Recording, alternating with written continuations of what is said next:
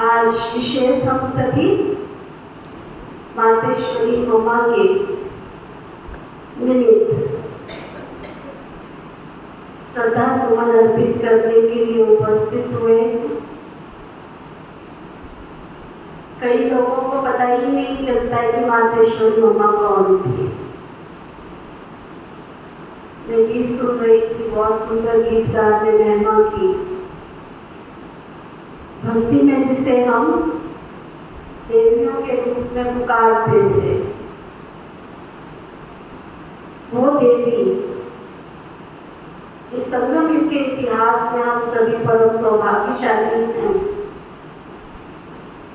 कि हौवर हाल भविष्य की श्री राधे, जिसके साथ हमको उनकी अव्यक्त स्थिति की पालना हम सब ब्राह्मण वत्सों को मिल रही है। जो श्री जी को, श्री राधे को मानते हैं, उनमें से गुरु जी की वाणी सुन रही थी तो वो अपना अनुभव शेयर कर रहे थे कि श्री कृष्ण दुनिया के अंदर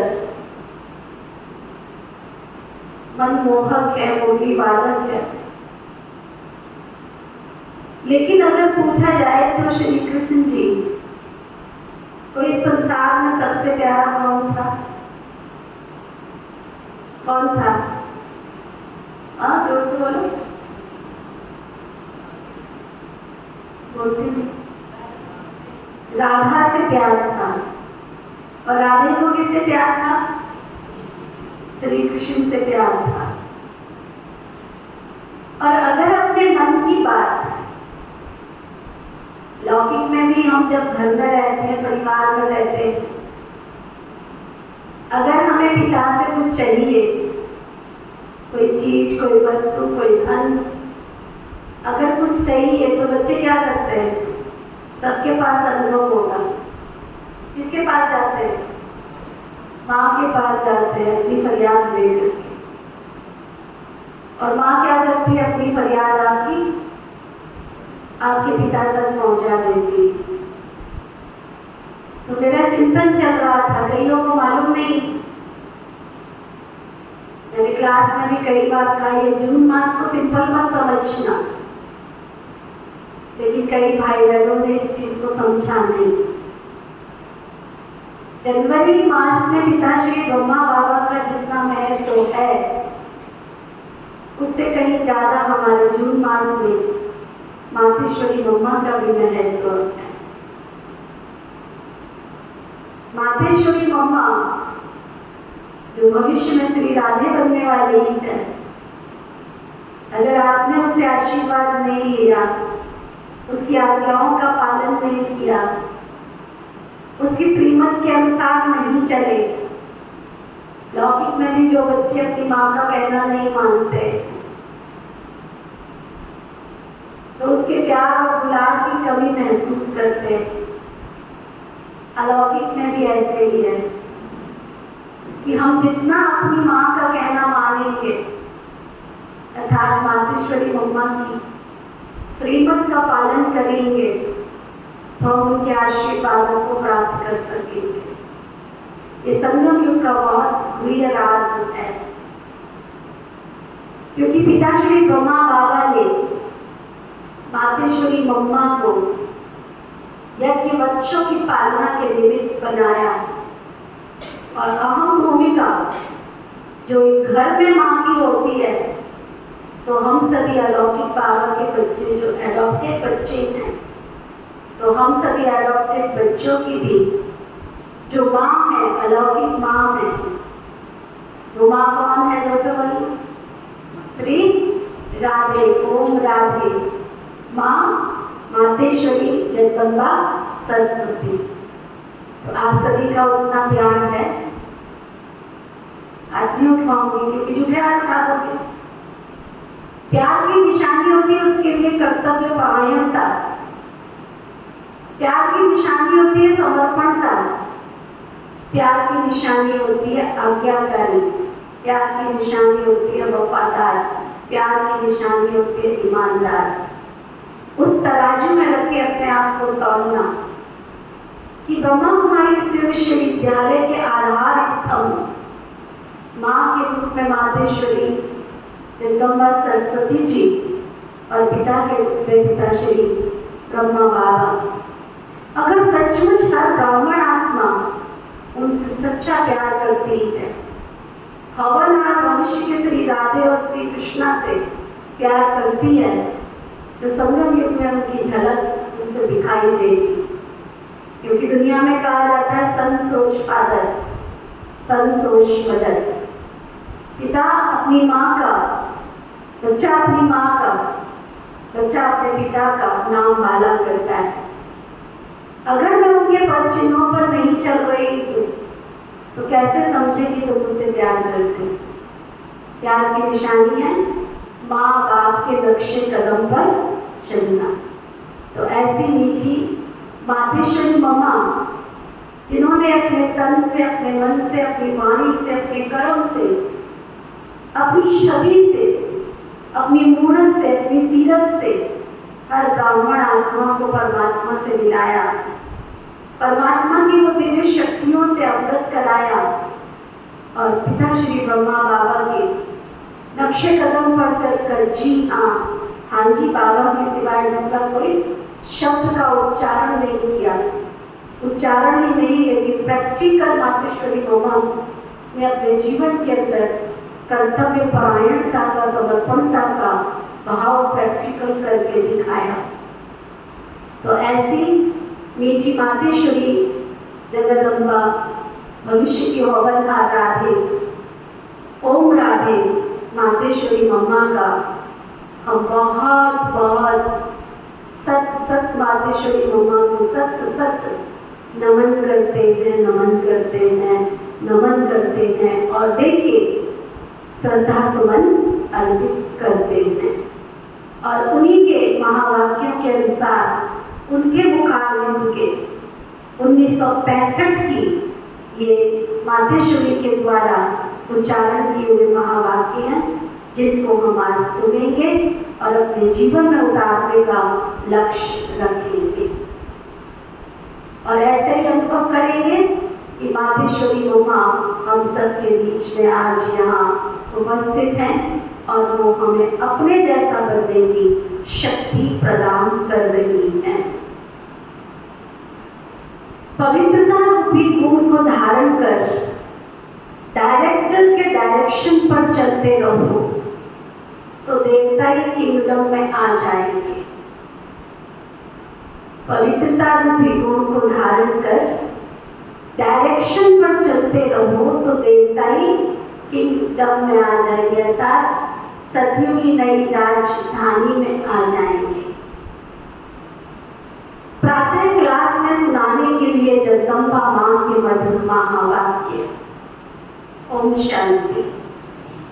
इस दुनिया को नाटक भी कहते हैं, ड्रामा कहो, नाटक कहो, खेल कहो, बात तो एक ही है।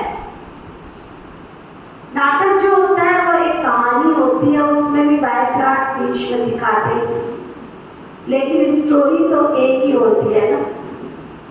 इसी तरह से ये बेहद बड़ा ड्रामा है, इसको नाटक भी कहा जाता है, जिसमें हम सब एक्टर्स हैं। अभी हम एक्टर्स हैं तो एक्टर्स को नाटक का पूरा पता होना चाहिए कि किस स्टोरी में ये शुरू होता है, हमारा ये पार्ट कहाँ से शुरू हुआ और कहाँ तक पूरा होता है। फिर उसमें समय प्रति समय किस किस एक्टर्स को कैसे पार्ट बजाना होता है, इन सब बातों की नॉलेज भी होना चाहिए। खाली नाटक कहने से तो काम नहीं चलेगा। नाटक है तो नाटक के हम एक्टर्स भी हैं। अगर कोई ड्रामा का एक्टर है तो हम उनसे पूछें कि इसकी स्टोरी क्या है, ये कहाँ से शुरू होता है, कहाँ पूरा होता है। अगर वो कहे हमें मालूम नहीं है तो इसको क्या कहा जाएगा? कहेंगे इसको इतना भी पता नहीं है, कहता है मैं एक्टर हूँ। एक्टर को तो सब बातों की जानकारी होनी चाहिए ना। नाटक शुरू है तो उसका अंत भी तो जरूर होगा, ऐसे नहीं शुरू से चलता रहेगा। इतनी अच्छी बात मातेश्वरी मम्मा बता रही लोग जैसे कहते हैं ना संसार अनादि चलता आ रहा है। अरे कोई फिल्म की स्टोरी बनाई गई है तो उसकी आदि भी होगी तो उसकी एंड भी तो होगी ना। ऐसे ही ये वर्ल्ड सर्कल, ये वर्ल्ड ड्रामा, इसकी आदि हुई है तो अंत भी निश्चित है। मम्मा बता रही है, कहता है मैं एक्टर हूँ और एक्टर को तो सब बातों की जानकारी होनी चाहिए। नाटक शुरू है तो उसका अंत भी जरूर होगा, ऐसे नहीं कि शुरू हुआ है तो चलता रहेगा।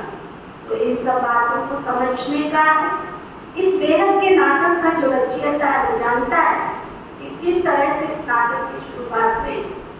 इसमें मुख्य मुख्य एक्टर्स कौन कौन है और सभी एक्टर्स में हीरो एंड हीरोइन का पार्ट किसका है, ये सब बातें बाबा समझा रहे। समझ में आया? किस किस को समझ में आ रही है? बोलिए आप लोग, क्या समझाया? कि हर एक ड्रामा के अंदर क्या होता है, हीरो हीरोइन होते हैं ना, बिना हीरो हीरोइन के कोई ड्रामा होता है क्या? है ना?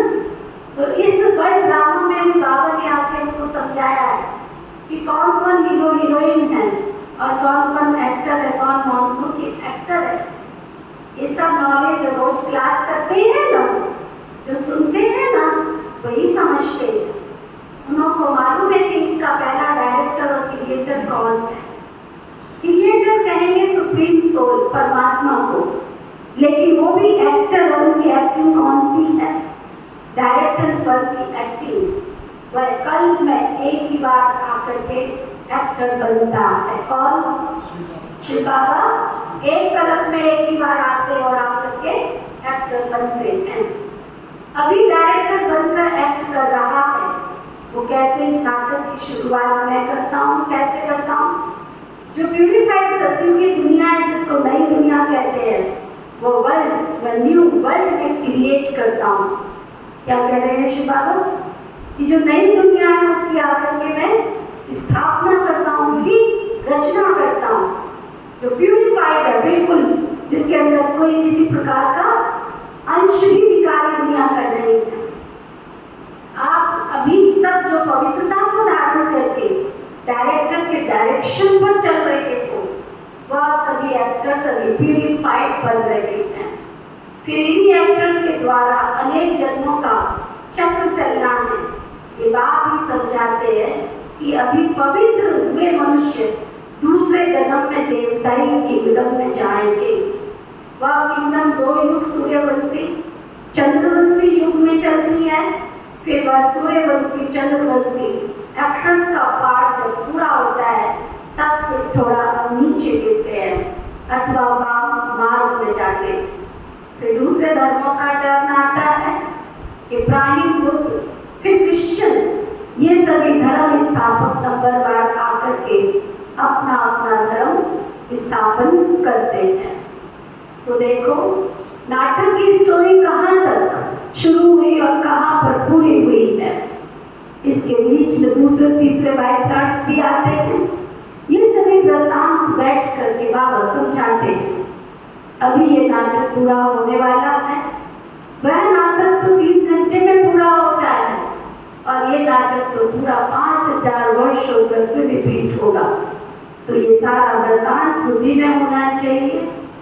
इसी को कहा जाता है ज्ञान। अभी देखो बाप आकर के नया भारत, नई दुनिया बना रहे। क्या कर रहे हैं बाबा? नया भारत और नई दुनिया बना रहे। कौन बना रहा है? शिव बाबा आकर के बना रहे। भारत जब नया था तो इतनी बड़ी दुनिया नहीं थी। आज पुराना भारत है तो दुनिया भी पुरानी है। बाप आकर के भारत जो अविनाशी खंड है, प्राचीन अपना देश है, अभी देश कहते हैं क्योंकि दूसरे देशों में ये भी एक टुकड़ा हो गया है। परंतु वास्तव में सारी वर्ल्ड, सारी पृथ्वी का, एक पृथ्वी पर एक भारत का राज्य था जिसको कहा जाता था प्राचीन भारत। उस समय भारत गया हुआ है। भारत के लिए भारत सोने की चिड़िया था। सारी पृथ्वी पर केवल भारत का ही कंट्रोल था। एक राज्य था, एक धर्म था। उस समय पूरा सुख था, अभी तो कहाँ है वो सुख। इसलिए बाप कहते हैं इसका डिस्ट्रक्शन करके फिर एक राज्य, एक धर्म और प्राचीन वही भारत मैं नया बनाता हूँ। क्या समझे? जो भारत सोने की चिड़िया था, जिस भारत के अंदर एक धर्म, एक राज्य, एक भाषा, एक कुल, एक मत, धर्म और राज्य सत्ता एक के हाथ में थी, मैं आकर के वही धर्म सत्ता, वही राज्य सत्ता फिर से स्थापन कर रहा हूँ। इसलिए बाबा कहते हैं इसका डिस्ट्रक्शन करके फिर एक राज्य, एक धर्म, वही फिर मैं नई दुनिया बनाता हूँ। समझा? किस किसने समझा? समझा? बोलो हाँ जी बाबा। उस दुनिया में कोई दुख नहीं होगा, कोई रोग नहीं होगा, कभी कोई अकाल मृत्यु भी नहीं होगी। तो ऐसी लाइफ पाने के लिए पुरुषार्थ करो ना। कैसे ना? ऐसी दुनिया में जाने के लिए, सुख की दुनिया में जाने के लिए क्या पुरुषार्थ भी तो करो ना।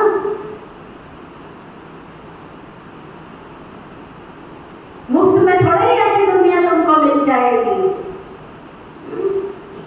सतीर में कौन चलेंगे? मुफ्त में चले जाओगे। लंबा दिन वापस किसके सतीर में जाना है?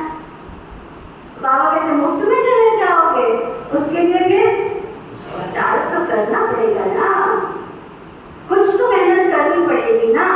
बीज बोएंगे तो पाएंगे, बोएंगे नहीं तो पाएंगे कैसे? दूसरों के लहराते हुए खेत को देखकर तो हमको बहुत खुशी होती है। रास्ते में चलते हैं ना, मेरे साथ भी कई बार भाई बहन जाते हैं, दीदी दीदी देखो देखो वो सामने देख रहे हो ना, ये सरसों के खेत है। अच्छा, बहुत अच्छी बात है ना? इस पे ना पीले पीले दाने आते हैं, सुंदर सुंदर, बहुत अच्छी बात। और भी कई ऐसे पेड़ पौधे देखते खुशी होती है। तो बाबा कहते हैं तुम्हारा बाप तो तैयार होगा, अपने बाप को देखो कि मैंने सत्य की दुनिया में जाना है, तो मेरी कर्म रूपी क्षेत्र पर मेरी तैयारी हुई है। सुनो मम्मा क्या बता रही है, बोएंगे नहीं तो पाएंगे कैसे? ये तो कर्म क्षेत्र है ना, इस क्षेत्र में कर्मों से बोना होता है। इस संसार में जो कर्म क्षेत्र है, इसमें बीज बोने से था। शुरू में क्या बताया था? तन लगाएंगे तो तन स्वस्थ बनेगा, मन लगाएंगे तो मन दुरुस्त होगा, और धन लगाएंगे तो कुबेर का खजाना मिलेगा। जब लगाओगे नहीं तो, बीज बोओगे नहीं तो फसल कैसे काटोगे? सुना? तो मम्मा बता रही है बाप कर्मों के बीज की, कर्मों का बीज बोने का सिखला रहे हैं। जैसे खेती करना सिखलाते हैं ना, कैसे बीज डालो, कैसे उसकी संभाल करो, उसकी भी ट्रेनिंग देते हैं। तो बाप आकर के हमारे वो कर्मों के खेत के लिए, बाप आकर हमारे को कर्मों के खेत के लिए क्या करते हैं? कर्मों को कैसे बोए उसकी ट्रेनिंग दे रहे हैं कि अपने कर्मों को ऊंच बनाओ, अच्छे बीज डालो तो फल भी तुमको बहुत अच्छा मिलेगा। जब कर्म अच्छा होगा तो फिर बीज बोएंगे, उसका फल भी अच्छा मिलेगा। अगर कर्म रूपी बीज में ताकत नहीं होगी, क्या कह रहे बाबा? क्या सुनते सर? योग का मतलब ये है कि मेरे अंदर ताकत आनी चाहिए। बाबा का बच्चा बनने के बाद मेरे अंदर शक्ति आनी चाहिए। शांति की क्या बोलते हैं? शक्ति बोलते हैं। शांति है परंतु उसके साथ शब्द क्या होता है? सहन होता है, लेकिन सहन के साथ शब्द क्या होता है? शक्ति। हर गुण को प्राप्त करने के लिए क्या चाहिए? शक्ति।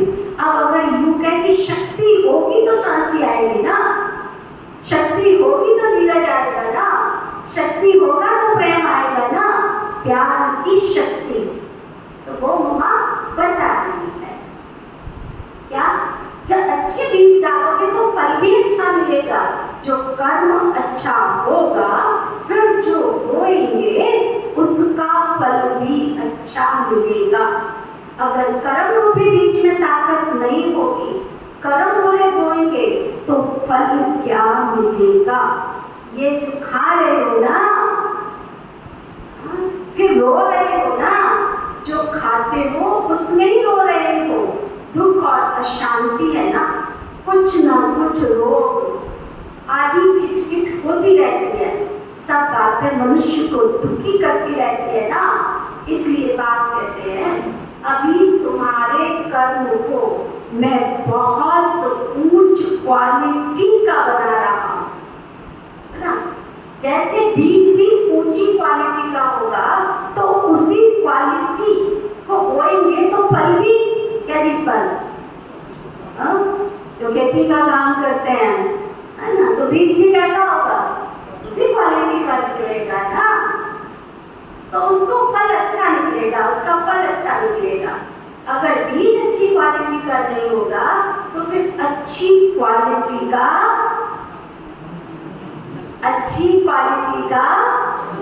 फल भी तो नहीं मिलेगा ना। तो अपने कर्मों के जो बीज हैं उसको अच्छा बनाओ और फिर अच्छा होना सीखो।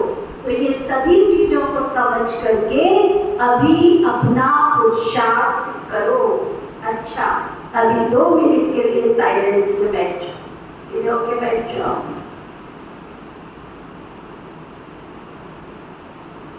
एकदम डेड साइलेंस।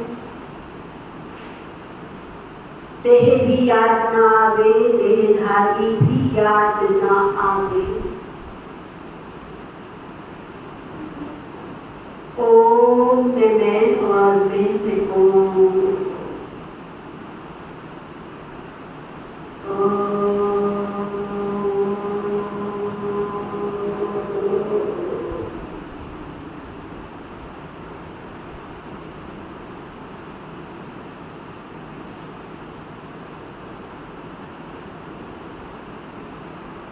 साइलेंस का मतलब आई एम सोल। साइलेंस का मतलब I am soul. First silence, पीछे टॉकिंग, पहले शांति फिर आवाज में आना। अब बाबा कहते हैं फिर चलो साइलेंस वर्ड। तो साइलेंस शांति हम सब आत्माओं का स्वधर्म है। उस साइलेंस में चलने के लिए बाबा कहते हैं इस देह का, देह के संबंधियों का, देह के सभी सर्व संबंधों की अभी अटैचमेंट, देह का, देह के सभी संबंधियों का अटैचमेंट छोड़ो। क्यों छोड़ो? क्यों लॉजिक बताया मातेश्वरी मम्मा ने? क्या लॉजिक बताया? क्यों छोड़ना है हमने देह के संबंधों को? अगर सचमुच स्पिरिचुअल शांति चाहते हो, अंदर की शांति चाहते हो,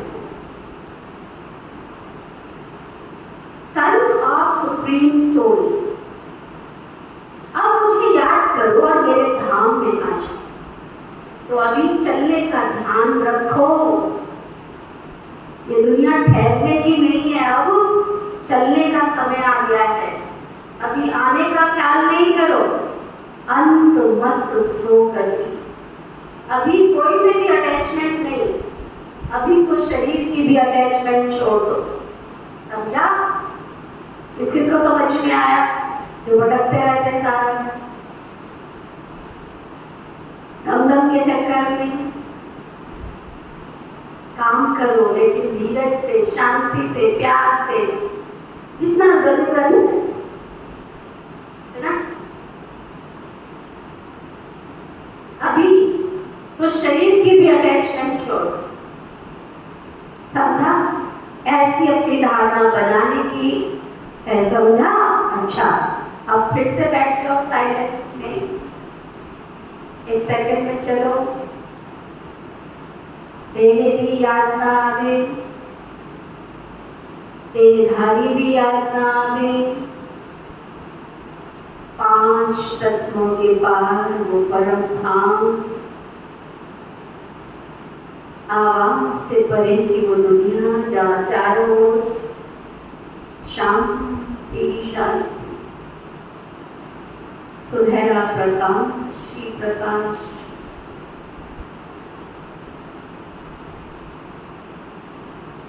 शांति के सागर की शांति की किरणें निरंतर मेरे ऊपर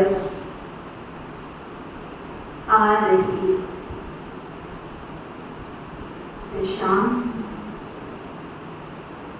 शांति का अवतार।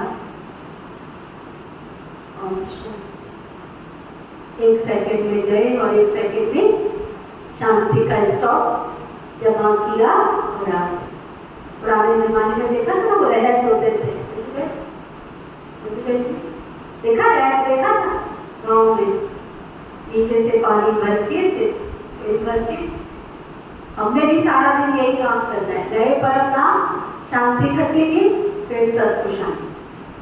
सुना तो आज मम्मा बार बार साइलेंस में जाने का अभ्यास करा रही है।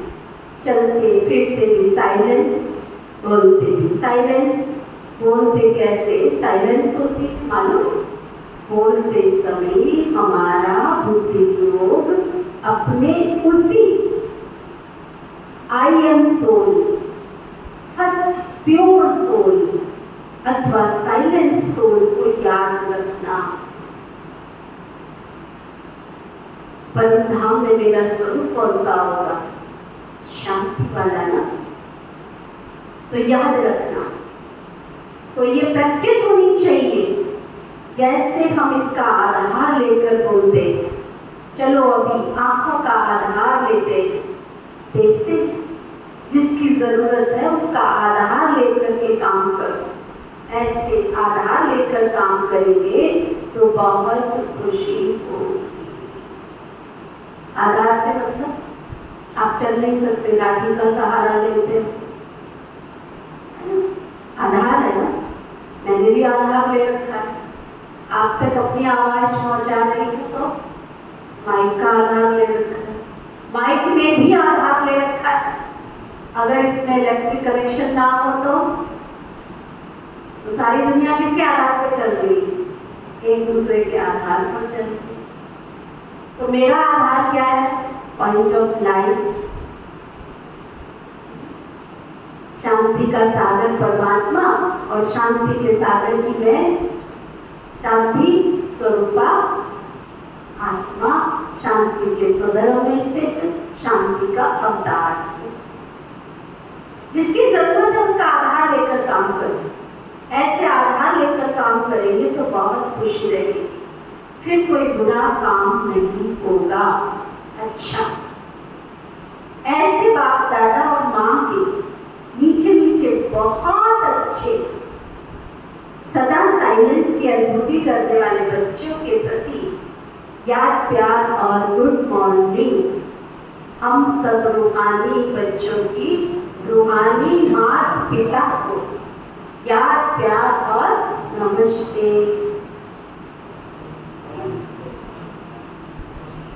प्यार से दिल से इमर्ज करो मातेश्वरी मम्मा, दिल से श्रद्धा सुमन अर्पित।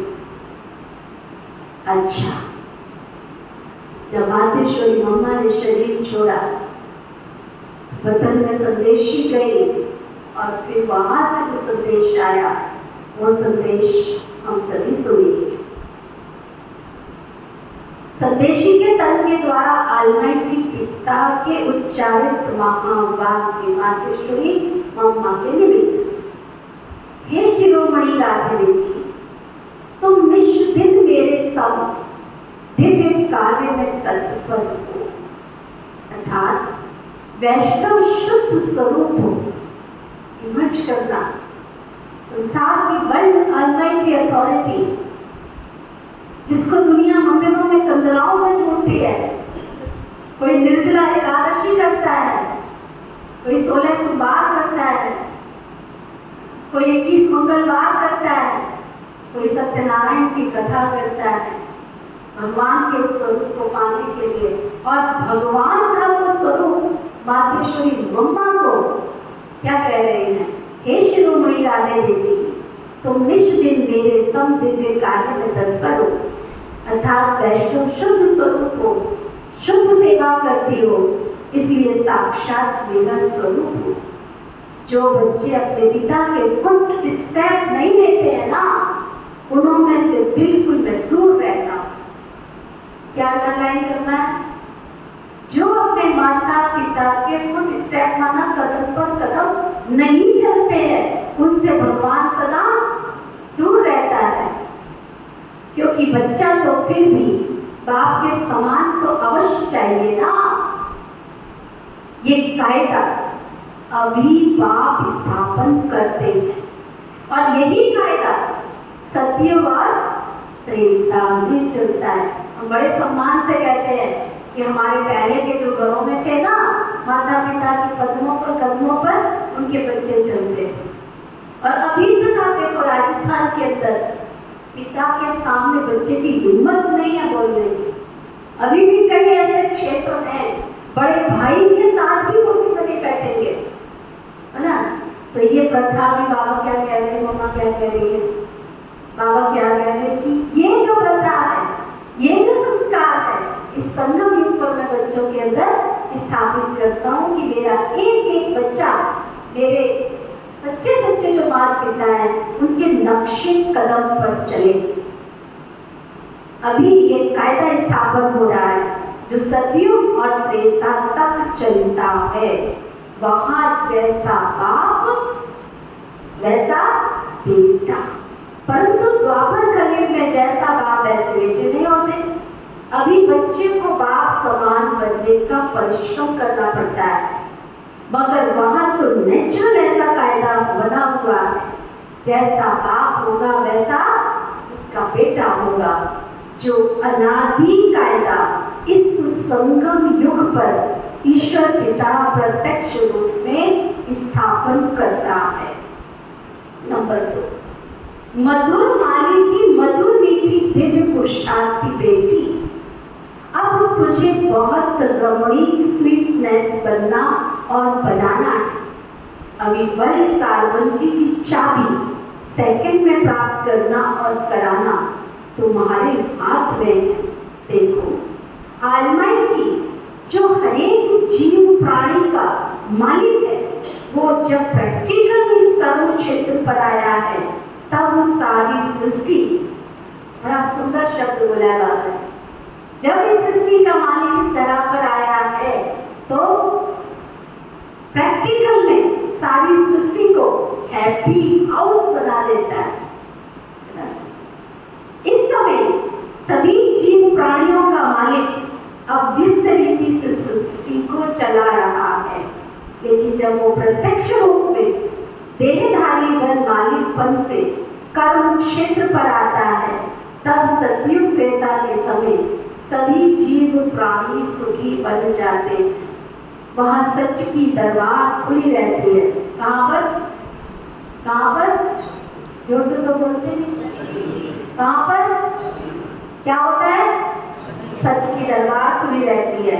जिसने ईश्वरीय सुख प्राप्त करने का पुरुषार्थ किया है उन्होंने वहां सदा के लिए सुख प्राप्त हो जाता है। इस समय सभी जीव प्राणियों को सुख का दान नहीं मिलता, पुरुषार्थ ही प्रारब्ध को खींचता है। सुना, यहाँ जो हम पुरुषार्थ कर रहे हैं इसकी प्रारब्ध वहां खींचती है। जिन्हों का ईश्वर से योग है उन्हों को ईश्वर द्वारा संपूर्ण सुख का दान मिल जाता है। तुम क्या दान दोगे? तुम क्या दान दोगे? ओहो, तीसरा पॉइंट फिर बाबा संबोधित कर रहे हैं। ओहो, तुम तो वही शक्ति हो जो अपनी ईश्वरीय ताकत का रंग दिखलाए इस आसरी दुनिया का विनाश कर दैवी दुनिया की स्थापना कर रही हो। फिर पीछे सभी शक्तियों की महिमा निकलती है। अभी वह ताकत तुम्हारे में बढ़ रही है। तुम सदा अपने ईश्वरीय बल और रुहाब के वर्तवे में रहो तो सदा अपार खुशी रहेगी। नित्य हर्षित हो। तुमको नशा होना चाहिए मैं कौन हूँ, किसका हूँ, हमारा कितना सौभाग्य है, कितना बड़ा पद है। अभी तुम सैन्य का स्वराज्य प्राप्त करते हो, फिर सतयुग में युगराज बनेंगे तो कितना नशा चाहिए।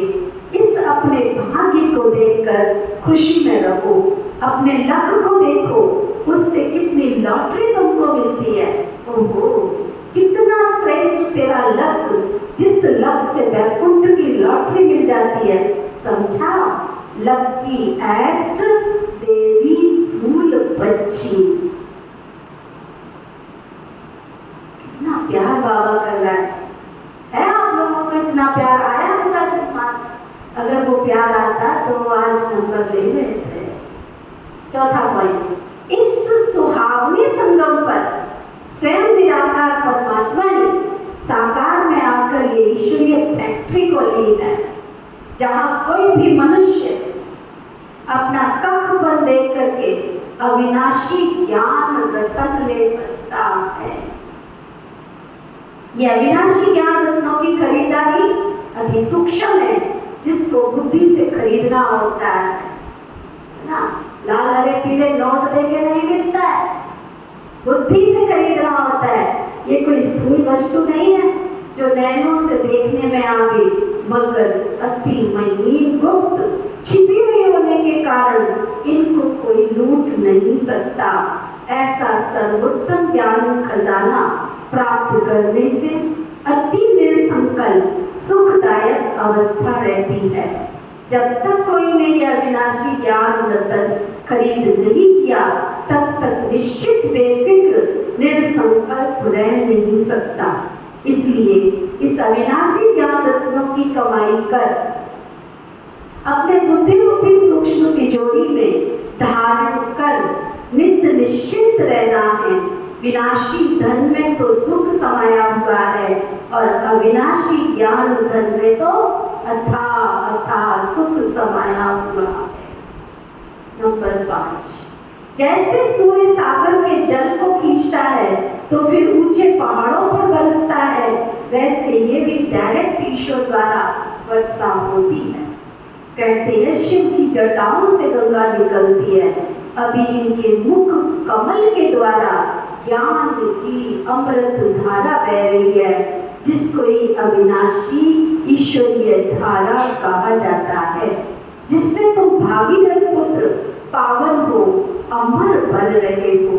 ये सिताज बनाने की वंडरफुल, सभी जो यहाँ बैठे हैं, आज बाबा ने एक नया शब्द दिया। ये बाबा की वंडरफुल क्या है? मंडली है ना। जो यहाँ नर नारी आएंगे वो डबल सिरताज बन जाएंगे। क्या सुना? जो इस मंडली में शामिल होंगे, जो बाबा की आज्ञाकारी वफादार बच्चे बनेंगे, वो डबल सिरताज बन जाएंगे। दुनिया को मंडली कहा जाता है ना, मंडल अर्थात स्थान। अब ये मंडली कहाँ टिकी हुई है? ओम आकार में अथवा अहम स्वधर्म में, और सारी दुनिया स्वधर्म को भूल प्रकृति के धर्म में टिक गई है। हिंदू में, मुसलमान में, सिख में, ईसाई नहीं। बाबा याद करा रहे हैं, तुम शक्तियां हो, फिर प्रकृति को भूल अपने स्वधर्म में टिकी हो। नंबर 6, इस दुनिया में सभी मनुष्य निराकार ईश्वर को याद करते हैं, जिसे अपने नैनों से देखा भी नहीं। उस निराकार में उनका इतना अति प्यार रहता है, जो कहते हैं ईश्वर अपने में मुझे लीन कर दो। परंतु कैसा वंडर है, जो स्वयं ईश्वर जब साकार में प्रत्यक्ष हुआ है, तब उनको पहचानते नहीं है। ईश्वर के बहुत प्यारे भगत हैं, ऐसे कहते हैं, जिधर देखता हूँ उधर तुम ही तुम हो। भाई वो देखते भी नहीं है, लेकिन बुद्धि योग तो यही महसूस करता है ना कि ईश्वर सर्वत्र है। लेकिन तुम बाबा के बच्चे अनुभव से कहते हो कि ईश्वर निराकार, ईश्वर प्रैक्टिकल साकार में यहाँ आए पधारा है। अब सहज ही तुम मेरे से आकर मिल सकते हो। परंतु कई बच्चे मेरे को साकार में प्रभु को पहचानते नहीं है। उन्हें निराकार अति मीठा लगता है, परंतु वो निराकार जो अभी साकार में प्रत्यक्ष है, उसको अगर कोई पहचान लेवे तो कितनी नई प्राप्ति कर सकता है, क्योंकि प्राप्ति तो फिर भी साकार से ही होगी ना। बाकी जो ईश्वर को तुम निराकार समझते और देखते हैं, जिन्हों को कुछ प्राप्ति नहीं है वो ठहरे भगत, उन्हें कोई ज्ञान नहीं है। अब साकार प्रभु पिता को जानने वाले ज्ञानी बच्चे सर्वदैवी गुणों की खुशबू से भरे हुए स्वीट फ्लावर अपने प्रभु पिता पर अपना जीवन चढ़ा रहे हैं, जिससे उन्हें जन्म जन्मांतर संपूर्ण देवताई दिव्य शोभनिक तन प्राप्त होता है। समझ में आया आज की लाइन? यहाँ तुम अपना तन मन धन से जीवन कुर्बान करते हो तो बाबा कहते हैं तुम्हें भविष्य में ऐसा तन प्राप्त होगा, दिव्य शोभनिक।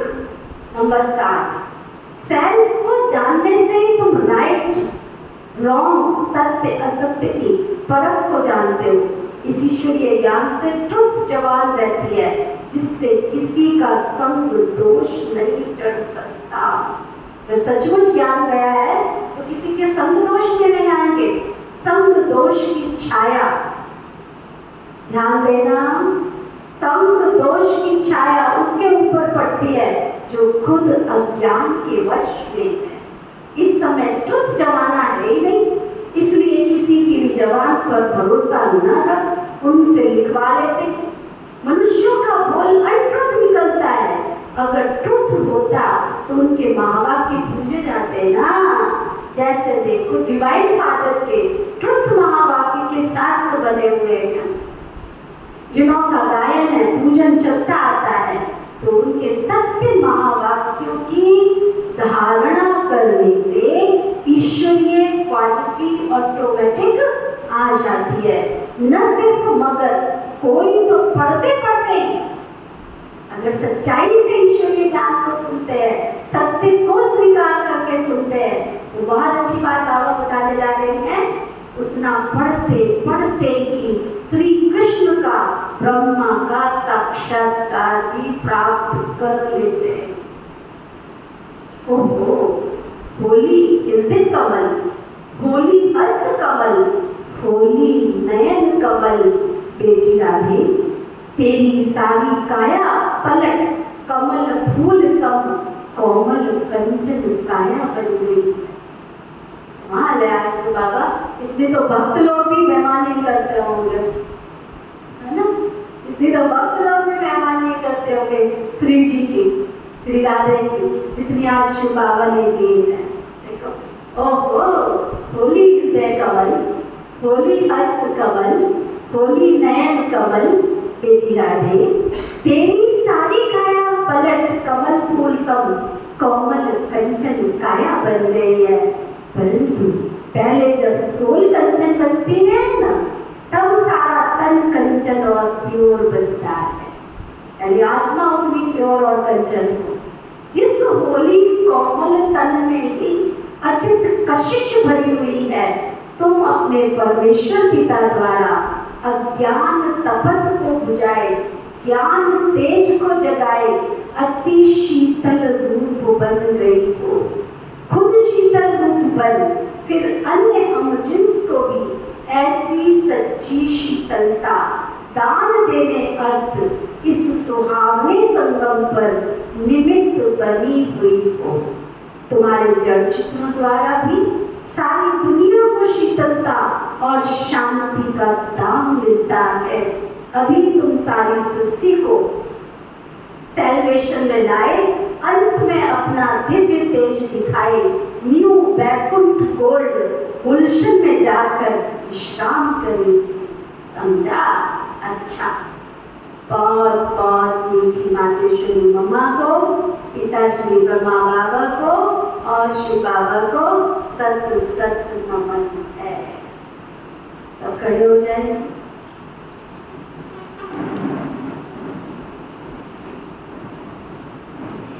एक सेकंड मन की आंखों से इमर्ज करें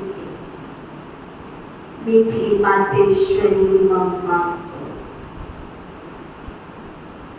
इमर्ज करेंगे पिताश्री ब्रह्मा बाबा को, इमर्ज करेंगे मन की आंखों से उस सर्वोच्च शक्ति, जो इस संसार को स्वर्ग बनाने आए, वो आज हम सब के सम्मुख खड़े और वो अपने मुखार बिंद से मीठी मातेश्वरी मम्मा को बहुत ही सुंदर हवनहार भविष्य की वरदानी, महारानी, विश्व कल्याणी होने का स्वरूप प्रदान कर रहे। शुक्रिया उस परम पिता परमेश्वर का, शुक्रिया उस मीठी मातेश्वरी मम्मा का, शुक्रिया पिताश्री ब्रह्मा बाबा का,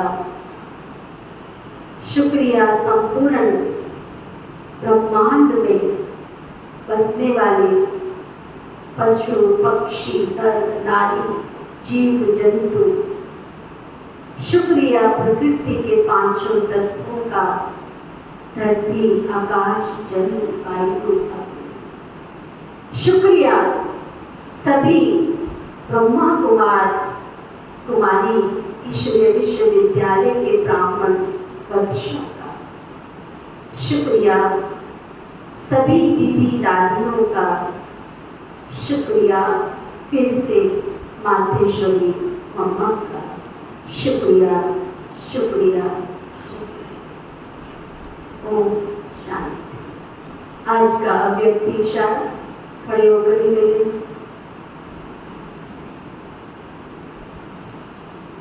आज का अव्यक्त इशारा, कर्म योगी बन कर्म का पाठ बजाना, लेकिन जब फुर्सत मिले तो सूक्ष्म बर्तन व मूल बर्तन में चले जाओ।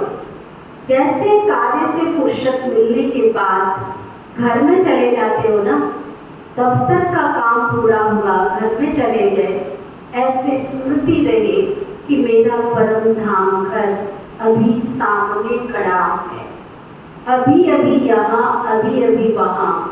साकारी वतन के कमरे से निकल मूल वतन के कमरे में चले गए।